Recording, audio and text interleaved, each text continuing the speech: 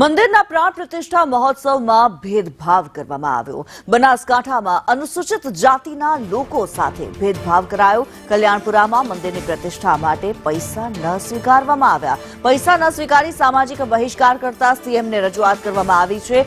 અનુસૂચિત જાતિ સમાજના લોકો પાસેથી દાનનો અસ્વીકાર કરવામાં આવ્યો છે। રાષ્ટ્રીય અનુસૂચિત જાતિ આયોગે નોટિસ પાઠવી છે। કલેક્ટર અને એસપીને આયોગે નોટિસ પાઠવી 3 દિવસમાં જવાબ આપવા એસપી અને કલેક્ટરને આદેશ કરવામાં આવ્યો છે। ધવલ જોશી અમારી સાથે લાઈવ જોડાયેલા છે। ધવલ, આપની પાસેથી જાણવા માંગીશું જે પ્રમાણે પ્રાણ પ્રતિષ્ઠા મહોત્સવની જે વાત સામે આવી રહી છે તેમાં અનુસૂચિત જાતિના લોકો પાસેથી પૈસા નથી સ્વીકારવામાં આવ્યું, ભેદભાવ કરવામાં આવ્યો છે। શું છે સમગ્ર મામલો?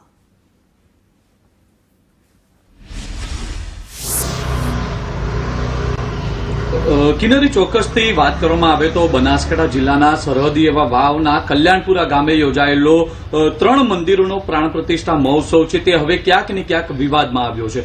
મહત્વની વાત છે કે ઇન્દ્રજીત જે બારોટ નામના જે સામાજિક કાર્યકર છે કે જેમને સીએમને લેટર લખીને રજૂઆત કરી છે કે આ જે પ્રાણ પ્રતિષ્ઠા મહોત્સવ યોજાયો હતો તેમાં અનુસૂચિત જાતિના લોકો છે તે પણ ફાળો આપવા માંગતા હતા, પરંતુ આ જે મંદિરના ટ્રસ્ટીઓ છે તેમના દ્વારા આ ફાળો સ્વીકારવાનો ઇનકાર કરવામાં આવ્યો છે। એટલે કે ક્યાંક ને ક્યાંક અનુસૂચિત જાતિના લોકો છે તેમનો બહિષ્કાર કરવામાં આવ્યો છે।